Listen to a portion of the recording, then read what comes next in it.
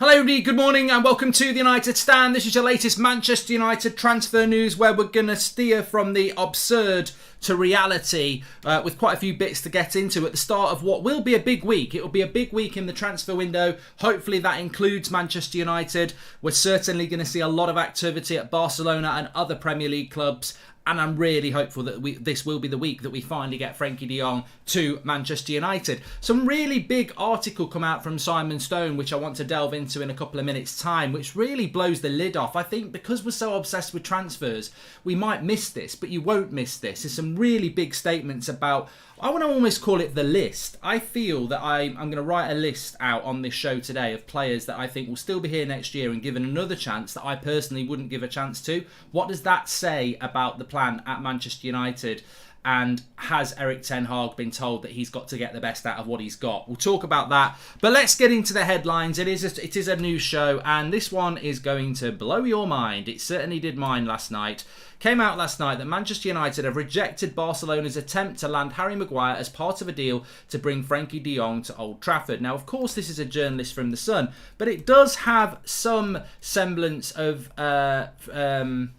Well, look, it was mentioned, I think, at the end of June by Gerard Romero, who's the guy who broke the Frenkie de Jong story a couple of weeks later. So, I mean, if Man United were approached by Sheffield United for a swap deal involving Sander Berge for Harry Maguire, I'd be all over it. So, how would we reject the opportunity to get rid of a 29-year-old flop who cost us £80 million, is on 200 grand a week, and isn't really the sort of centre-back that Erik ten Hag wants to build his team around? So, absolutely no chance this has happened. I think it's massively embarrassing for Barcelona. I mean, what does that say about Barcelona's recruitment plan? I mean, they want Harry Maguire. I mean, I'm not saying he'd be bad at Barcelona, but I can't think of a more non-Barcelona centre-back. It happened to me on my FIFA career mode, actually, and I couldn't believe that the coders of FIFA had made such a stupid error. But there's just absolutely no chance that they're going to think, ooh, who do we want at centre-back? Do we want Koundé? Should we go for De Ligt? Oh no, let's go for Harry Maguire. I mean, he's clearly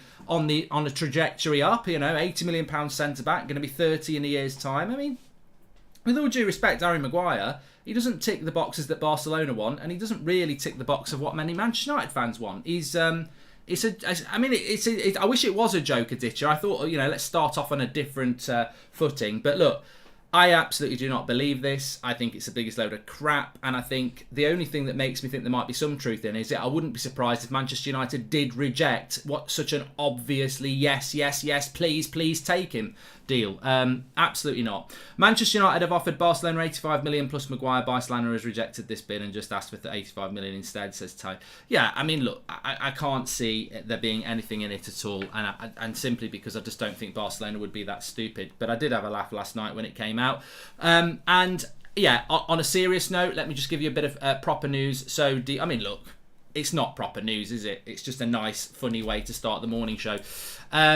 In real news, Manchester United, Frenkie de Jong, back from holiday this week. Personal terms have been agreed, as we know. We spoke about that yesterday. We're now talking about the fee. Thursday the 30th of June is a big day for a lot of clubs. Friday as well. I expect Manchester United to have this done by Thursday. I think there's a lot of journalists expecting to have this done by Thursday. And effectively, it's just timing. I know people keep talking about the transfer fee. Don't fall for it. This is not about the transfer fee. This is about timing. It's always been about timing. It's about doing what Barcelona want to do and when they want to announce it. I wouldn't have Maguire at Newcastle, says Rick. Yes, Phil Jones has more chance of joining Barcelona over Maguire. I mean, it's embarrassing for all parties, isn't it? Really, it's not really something that it's just like.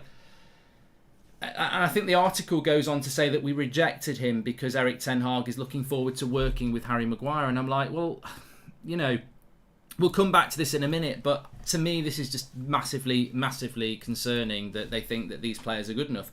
Hi, Mark. As a business, would you say that the best ones can point out their mistakes and correct them? They have to be forcing Maguire into the squad, says Akil. Maybe. I mean, there's actually just something. Let's just get into this very, very quickly. Let me just see if I can put this up on screen for you. I do want to talk about transfers. Romano, we've got Romano on the show, actually, at about 1:30 today.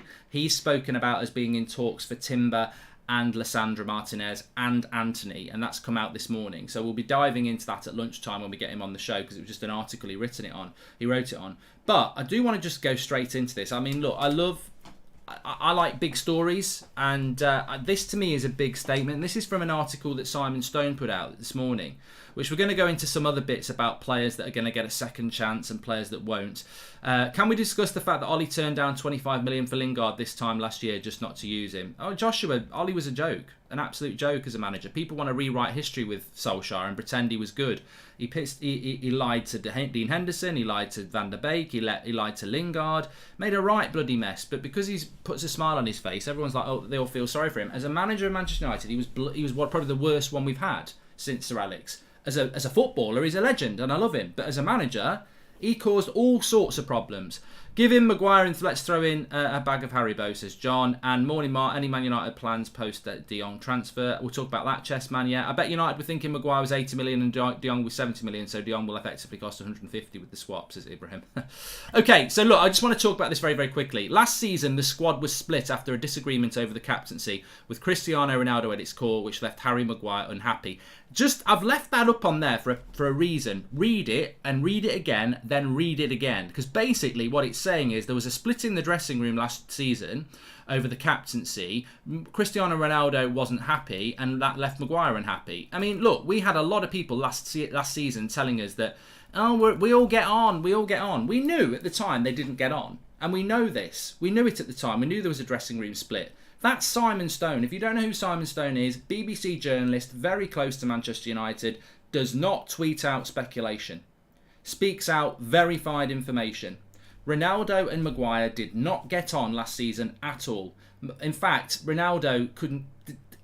I would argue that Ronaldo probably thinks Maguire's the worst captain he's ever played under. Like, I can't think of one. There probably is one, but I think...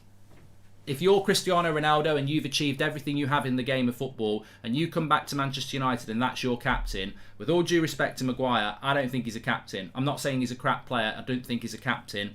I would imagine Ronaldo going from people like Ramos and Roy Keane and people like that to Harry Maguire, it really is like going from caviar, the finest steak and then having cold beans on toast. I mean, he's just not a very good captain, and it doesn't surprise me. It was always going to happen that Ronaldo was going to be, I cannot be told what to do by you because you don't know what you're doing. And this is what happened last season. Ronaldo got very frustrated with the lack of leadership and experience of Harry Maguire, and Harry Maguire got unhappy with Ronaldo not falling into line. And it was, again, going back to what Joshua said there, I don't blame Maguire and I don't really blame Ronaldo. I blame Solskjaer for creating such a stupid situation. Oh, let's bring in the best player in the world and get him to play under Harry. It's going to, the captaincy should have just gone to Ronaldo. And the reason I mention this now, it's not because I think we should sell Maguire, but absolutely, if you're a new manager at Manchester United and we're going into a new Manchester United, it doesn't matter whether you get De Jong, Anthony, whoever. If Harry Maguire's leading that team out next year and Cristiano Ronaldo's still here, other players are going to think the same. Ronaldo's going to think the same. It's going to massively undermine Erik ten Hag. And I think what we have this morning, and I'm very grateful for Simon Stone putting that article out there, because it gives us a definitive big thing I think it's huge. Forget De Jong for a minute. I think it's absolutely huge that we finally had it confirmed that Ronaldo fell out with Maguire because he didn't respect him as a captain. That is a huge thing. If this was February and the transfer window wasn't open, we'd spend days talking about this. This is absolutely massive, and it's the sort of thing that this community likes to get its teeth into because it's factual and it's to do with the club that we love. Erik ten Hag is first day today. Pictures are going to come out. He's got to make Ronaldo the captain. He cannot keep Harry Maguire the captain. We've just come off our very worst Premier League season ever, where he as the captain was not respected by our best players. Like, you cannot do that. You cannot do that. So I think one of two things are going to happen. Cristiano Ronaldo is the next captain of Manchester United. I think that hopefully will happen. Or Cristiano Ronaldo leaves. You cannot keep Ronaldo under that captain. You cannot keep Ronaldo under Harry Maguire. That can't happen. Because they're not going to be best mates on holiday again. They're not. This is professional football. People don't get on. Sheringham Cole didn't get on.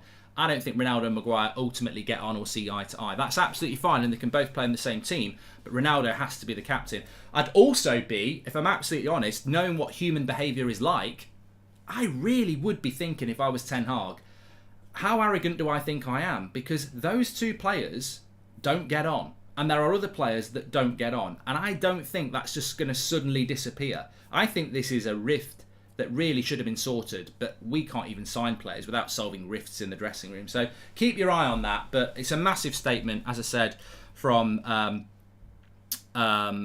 Simon Stone, and I'll just whack it up on the screen for you there. Last season, basically, Ronaldo fell out with Maguire because he didn't think he was a very good captain. Now, how can you go into this season with the same situation? It's the old statement, isn't it? The definition of insanity is doing the same thing over and over again. And unfortunately, Manchester United have been doing that sort of thing for quite a while. But look, they've got to get rid of him. They've got to get rid of him as captain. He cannot be the captain of Manchester United next season. And on a very personal note as well, Harry's on holiday at the moment. He's on his honeymoon. Congratulations. I think everyone's very happy for him that. And I think a lot of people want him to come back and do well this season. Yeah, you shouldn't be the captain. You're not a captain. I don't think you'll ever be a captain. I think you're not a captain of Manchester United. Some people don't think you're a centre-back for Manchester United. But that's the thing you need to focus on. Forget the captaincy. Forget being a leader. Forget your dream of lifting a trophy for Man United. Your dream should be just being a centre-back for Manchester United. That's your focus in the short term, because it's like running before you can walk. And I blame Solskjaer for this as well. He never should have handed the captaincy to Maguire after 4 months of signing him. Like, Maguire needs to focus on being a footballer. And maybe without the captaincy, he'll be a better player. But that's what he needs to focus on. Hey, Mark, can a player like Hazard be good again? Don't care, Rajesh. It's the United stands. We've got more to talk about than bloody Eden Hazard. So let me just bring in a bit of transfer news. Malacia, who's the left back from Feyenoord, apparently he was going to Lyon. I will ask Fabrizio about this at lunchtime, but he hasn't gone yet. Does that leave the door open for a move to Manchester United? Well, there's always a door, and a door can be opened in one way or another, but it feels like we've probably got our fingers in too many other pies to go after Malacia. As I said on Friday, I think he's eager to sort his future out and he can't just wait for United on a maybe. Mark, what made the club so toxic? Ronaldo for captain, says Cortex. But Fabrizio's done an article this morning on the Court Offside website. Very brief update, but quite a significant update, which we'll delve into on the lunchtime show that we've got Fabrizio at 1:30. So make sure you smash a like and subscribe, more importantly, so you tune in for that. Got loads of questions for Fabrizio, and we're getting into yours as well.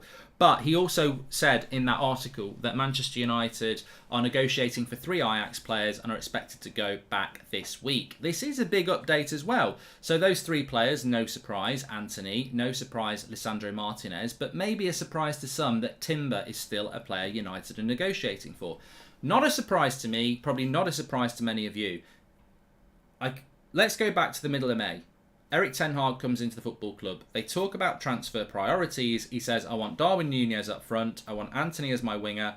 I want Frenkie de Jong. I want Timber. And that's what we definitely know. They were the 4 players that he definitely wanted.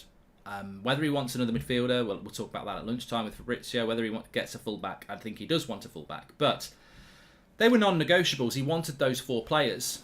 Eriksen as well. Quite rightly, I forget about him because it's a free transfer. Darwin Núñez we didn't get, and I think he's just said, look, there's no one else I want. We'll have to just get by with what we've got. But Timber is a player that he wanted. Now, whether we're going to get Timber or not, we will find out. But I've never moved away from being 80% sure because I know United have done the work on Timber. I know we've spoken to his representatives, and I know that he wanted to come to the club, and I know that Erik Ten Hag wants him as his number 1 centre-back. He's the number 1 centre-back.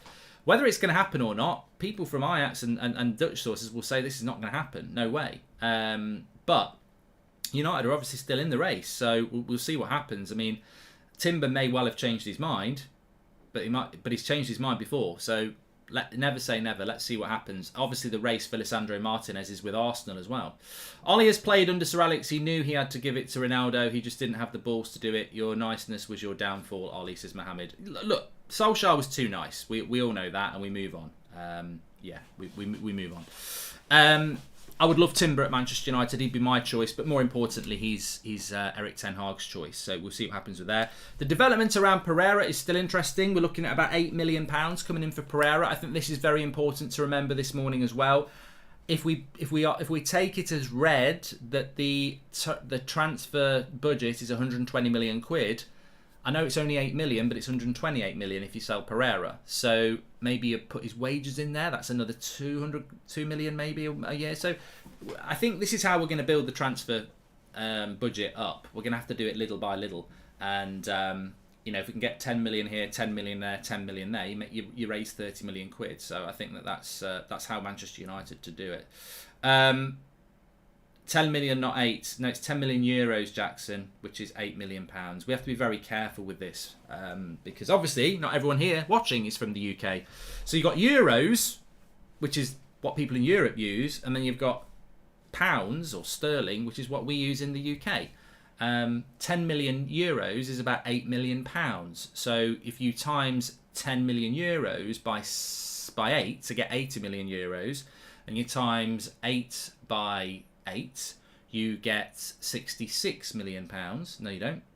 You get 64 million pounds, which is I can't do the maths, but you know what I mean. It's euros and there's pounds. Mark, I have a feeling that Ten Hag is going to train McTominay into a CDM, hence the reason he's not making a CDM a priority. Ronald, I completely agree with you on that one. I think it's very clear what Manchester United are doing. They're going to give him some money and they're going to tell him to get the best out of what he's got. Michael T says, with all the players leaving plus Pereira fee, if it frees up 56 million, so if our budget is 120 million, that's a net spend of 64 million, says Michael. Well, we won't be able to figure all this out, Michael, until the end of August, will we? But we will see. On De Jong, just very quickly, a lot of people are saying this week, a lot of people who've got links into the club are saying this week. I think it's very logical it's going to happen this week. I'm not going to say it's definitely going to happen this week because I just don't think that helps anybody, but I expect it to be done by Thursday. Is what I would say, because we're just waiting on Barcelona now. Effectively, that's what we're doing. But interesting that we're talking to Ajax players. I want to talk to Fabrizio about this in person on lunchtime because he said that we're talking to Ajax about Timber, Anthony, and Lisandro Martinez, and I think we have to. And I think United realise they have to. They can't wait to talk to Ajax until after the De Jong deal now because Ajax are basically saying they don't want to sell players anymore. So we have to move things forward and we've got to do it. Now, very interesting. I don't know whether people saw this in the Simon Stone article, but he basically said that Manchester United don't have any backup for Frenkie de Jong. Now, remember I was talking about this at the weekend. Always nice when you get someone like a Simon Stone who is never going to put a tweet out saying United are in advanced talks to sign Dumfries. It's too speculative. But Simon Stone will come out an hour after David Ornstein or Fabrizio Romano and tell you, what we're paying in wages or how long the contract is, because he is a verifiable journalist. He's somebody who doesn't get things wrong. BBC, they can't get things wrong. BBC journalists, I mean, they do sometimes, but what I'm saying, he's a tap-in journalist, which is not a bad thing, but, he always scores, basically, because he always will get it right. And he might not score a worldie, but he'll always score and get it right. So when Simon Stone comes out and says that basically there's no viable option after Frenkie de Jong, and what it actually says in so many words is that if they don't get de Jong, there isn't a player that's anywhere near that suitability for what Ten Hag wants or talent. We were talking about this at the weekend. This is why Barcelona have had United by the nuts, because they know it as well. The world of football is very small behind the scenes. Like, everybody knows everybody's business, and everybody knows anyway that we are all in on de Jong. We're desperate for de Jong. I mean, de Jong's not desperate to come to us. I think he's accepted it now, but he's not desperate to come to us. And Barcelona know they need to sell, but they also know we're desperate to buy, which is why we're just waiting for Barcelona to finalise the deal, because they're trying to sort other things out. But it is interesting because who is the backup to de Jong? Some people think it's Ruben Neves. Ruben Neves is a very different player to Frenkie de Jong. So, I mean, there's no real sort of kick on from what I'm saying there. But what I am saying is that we don't really have any backup for de Jong, and it's scary, isn't it? Because if we didn't get de Jong, I believe we need two midfielders. I desperately think we need a more defensive-minded midfielder, but if we didn't get de Jong, I mean, we'd be in a right state. I think we are going to get de Jong. I'm not definitely not saying we're not. But there's all this walk away bullshit was always bullshit. We were never walking away from this deal because we've got nothing to walk away to.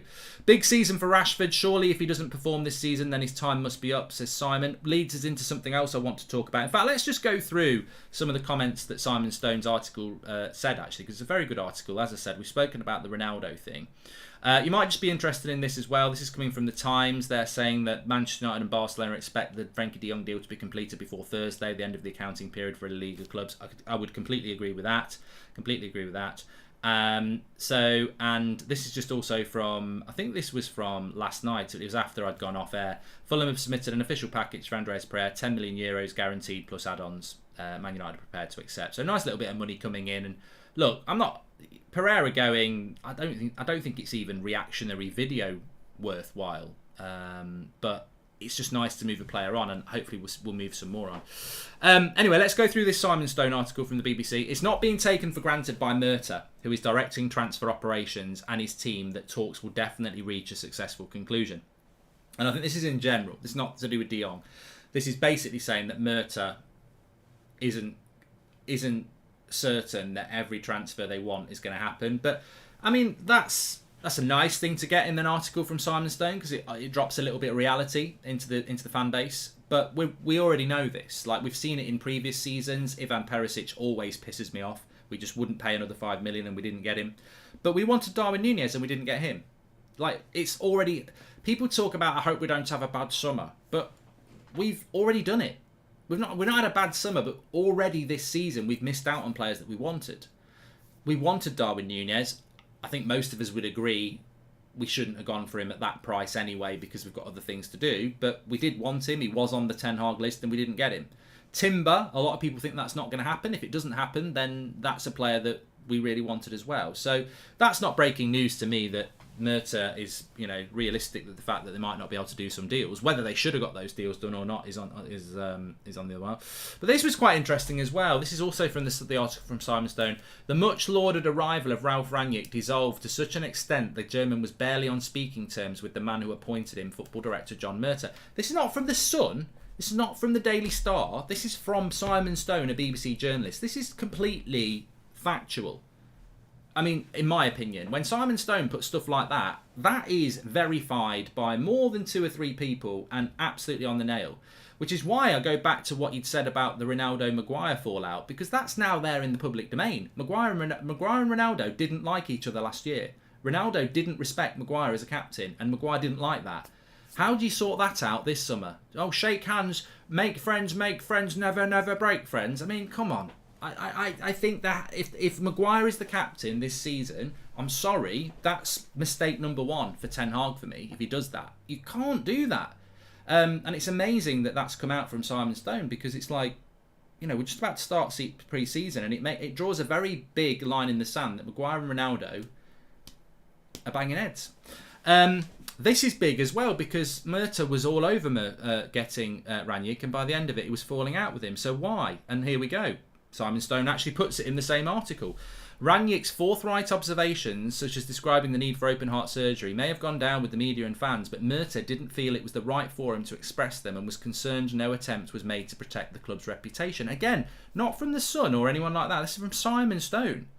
And remember, people, when Rangnick left, wanted to say that Rangnick went because Ten Hag didn't want him. It's not true. And this shows you it's not true. Rangnick, they decided to get rid of Rangnick in early April, maybe even late March. We know this because this is the reason. It's because it wasn't Ten Hag. Ten Hag wasn't even in place. Ten Hag hadn't even been given the job when United decided to get rid of Rangnick. Rangnick was got rid of because he spoke publicly about the issues at the club. That's why they got rid of him. And that is why so many journalists, I was listening to all sorts of journalists in April going, well, he's got the Austria job. It's quite clear that he can't do both jobs. And I always thought, there's something sinister going on here. They're talking with big confidence that Rangnick won't stay. How do they know? And it's because the board had made the decision on Rangnick. And the board had made the decision because of things like this. They didn't like the fact that he publicly spoke to the fans. And basically, what that says there is that John Murta didn't like the fact that somebody in the club communicated with the fans honestly. And they'd rather keep it in-house and pretend everything's going well. That's what that reads to me there. That reads to me that John Murtagh didn't like the fact that somebody in the club was communicating with the fans and telling the truth, and they'd rather keep it hidden in the club and pretend everything's rosy. Well, that's a great message to send to the fans, isn't it?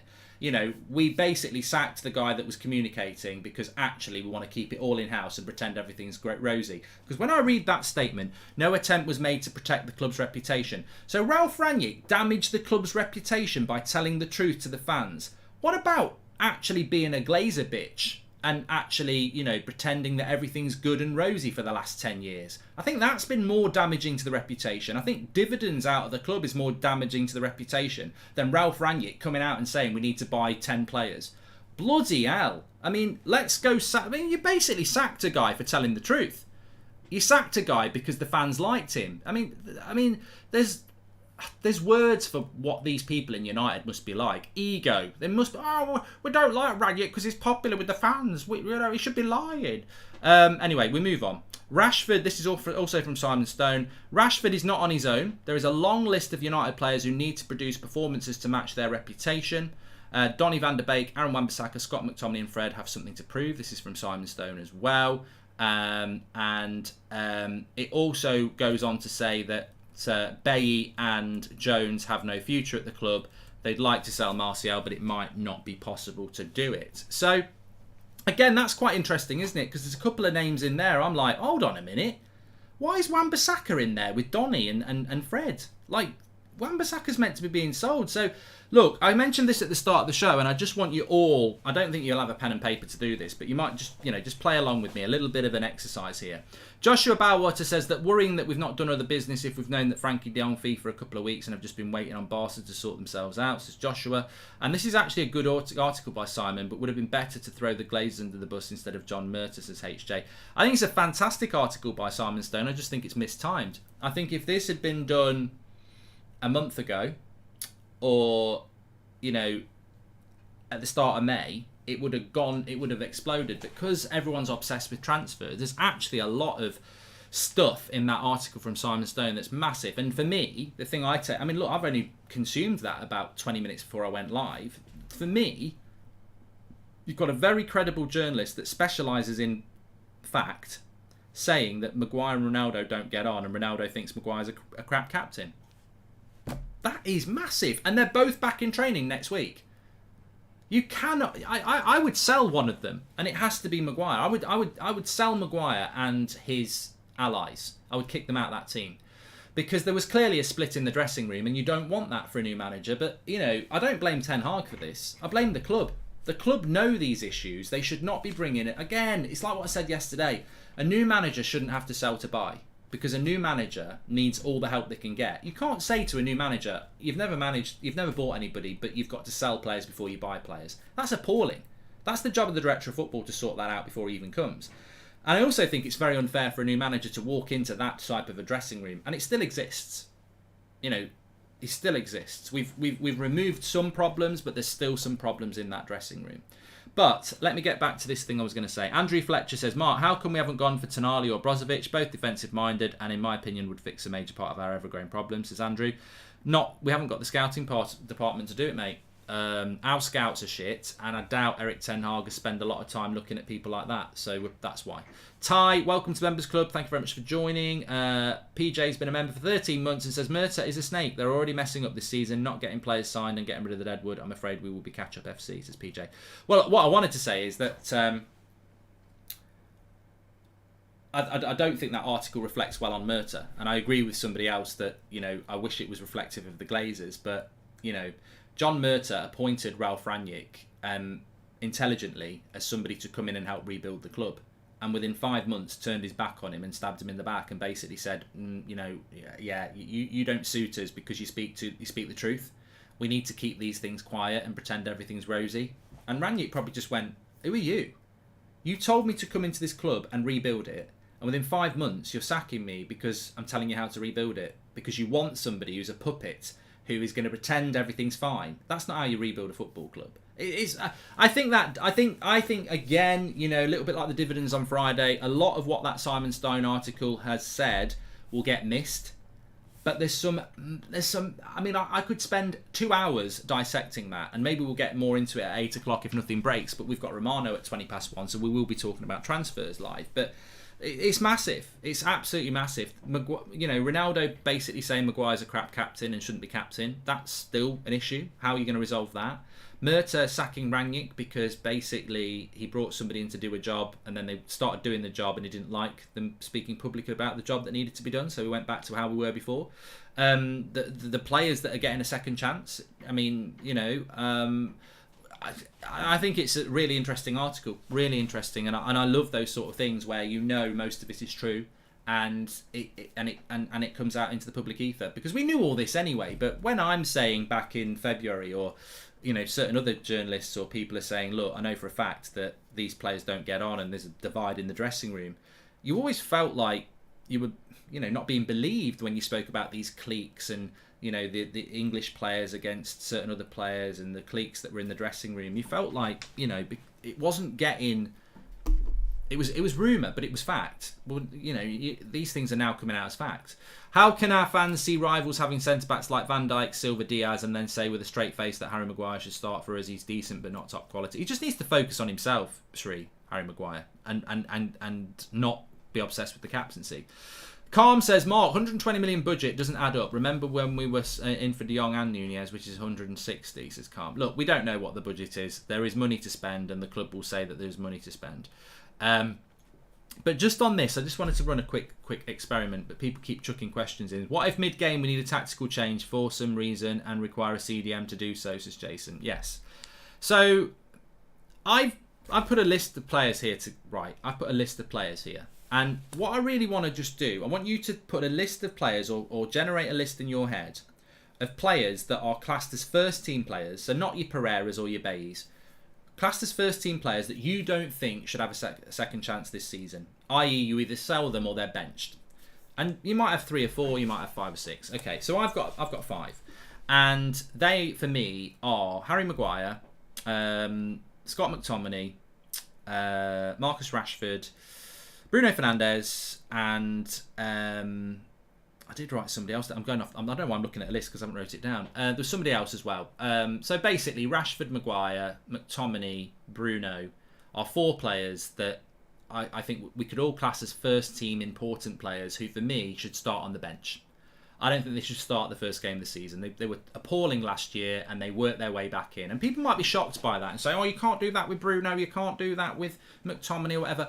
I'm not saying to sell any of them. I'm just saying on their performances last year, they should not be getting a chance in the first team. They should have to work their way back in, and I would be giving other people a chance, right?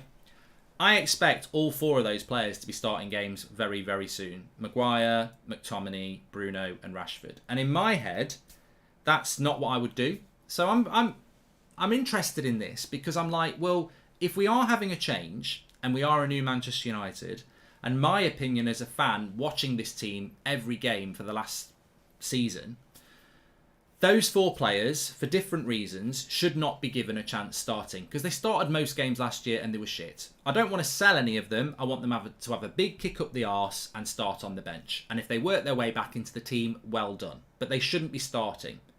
I think all 4 of them will. What does that say to you about the contract and job Erik ten Hag's been given? I think Erik ten Hag has been given some money to spend, but the kickback is these are the players that you've got to get working as first team players. I literally think he's been told, we'll give you 150, 175 million, but you've got to get Maguire, Rashford, McTominay and Bruno into your team. And he's probably gone, yeah, I can do that. I really still believe that Manchester United have got terms with their managers where certain players have to be part of the vision. And I think those 4, for me, will be part of that, even though I would bench all of them. And I like some of those players, but I just think, I mean, especially Bruno and Rashford, I really like those 2 players. But on their form last year, they'd be starting from the bench for me. And I think it's going to be very interesting. And that's why that Simon Stone thing below is interesting, because I look at that. There's a long list of players who need to produce. Well, there's a couple of players in there that I don't know why. Why is Wan-Bissaka listed with Van der Beek? Like, Wan-Bissaka should be sold. He should be sold, and he knows he should be sold, and he had been told he was up for sale, and I'm wondering now whether because no one will buy him, he's now Look, it's very well known. I'll be blunt with this. Why not? It's very well known that Aaron Wan-Bissaka, a month ago, was told to look for another club. A month later, he's now appearing on lists about he's got to do better this season. What does that tell you?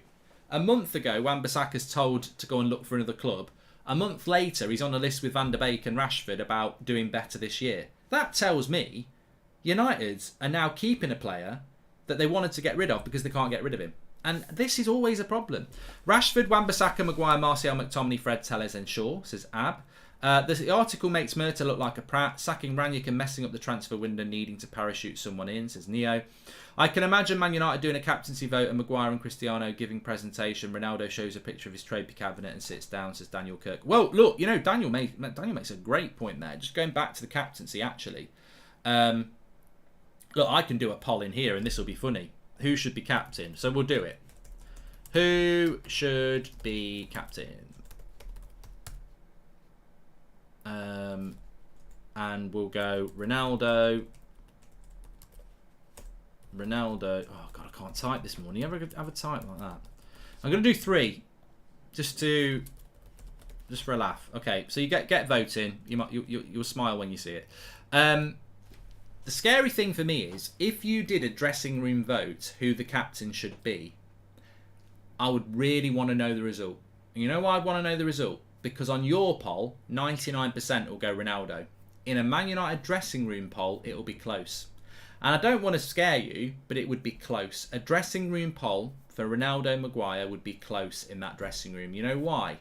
Because there's people in that dressing room who are still not with the programme. They'd vote for Maguire because he's their mate over Ronaldo, who's one of the greatest players that's ever played the game. It would not be a landslide.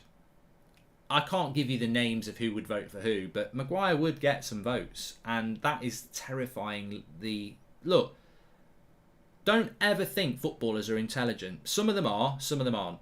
Like, Son didn't even get voted by players in the top 6 candidates for Player of the Year last year, Players Player of the Year. He jointly won the Golden Boot from the wing in a Spurs side.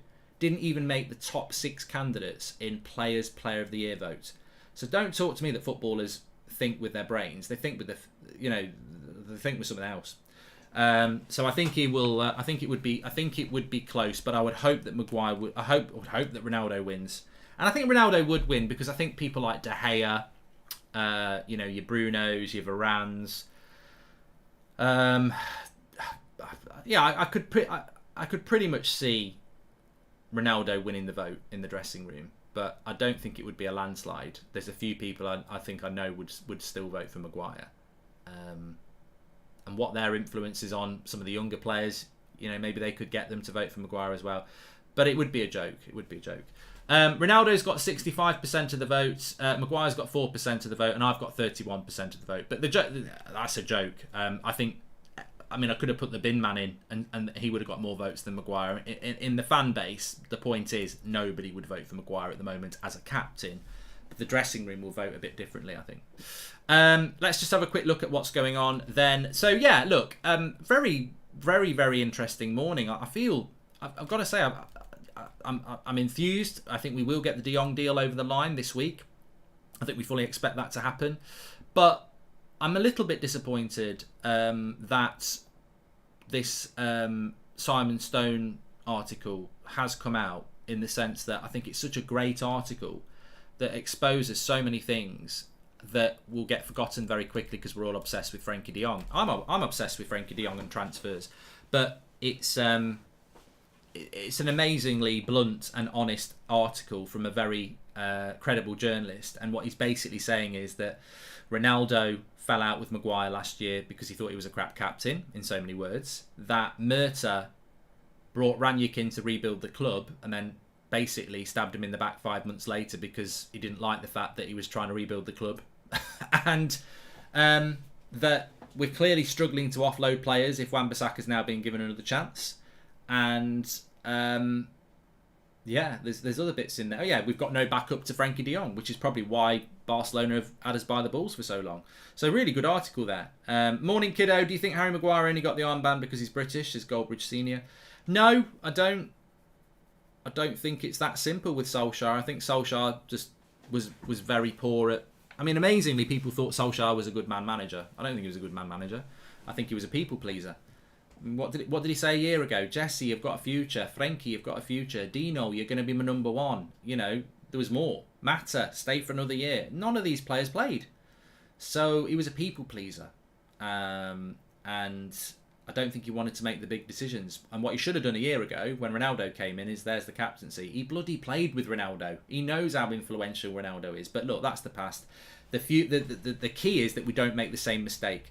And actually, the reason that is really important, when we bought Ronaldo, he should have made Ronaldo the captaincy. It was very obvious that Ronaldo, talent-wise, experience-wise, was on a different level to everybody else in that dressing room, and he should have walked into that dressing room, been given the captaincy, and the respect should have been demanded. What they actually did is, Ronnie, we're going to keep Harry captain, and straight away Ronaldo's like, why? And then Maguire's like, oh, I can't control him, he's too vocal, and it created resentment in that dressing room. And Erik ten Hag has to get that right from day one. I wouldn't put it to a vote. I really wouldn't put it to a vote in the dressing room, because then you're empowering players. Don't empower those players.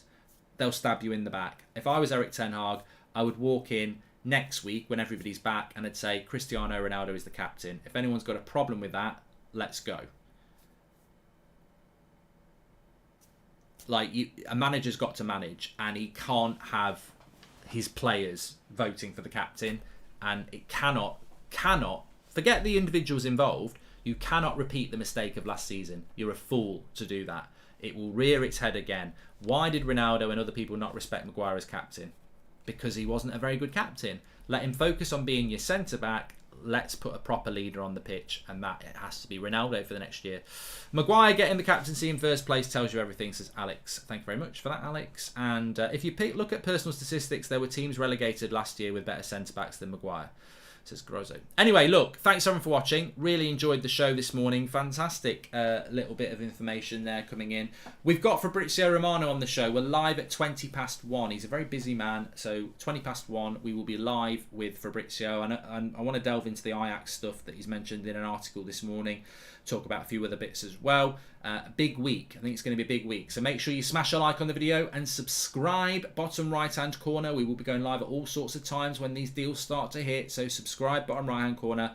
1:20 UK time. We're back with Fabrizio, and obviously we've got the 8 o'clock show, and if anything else happens as well. Take care everyone. Stay safe, and I'll speak to you all in a bit.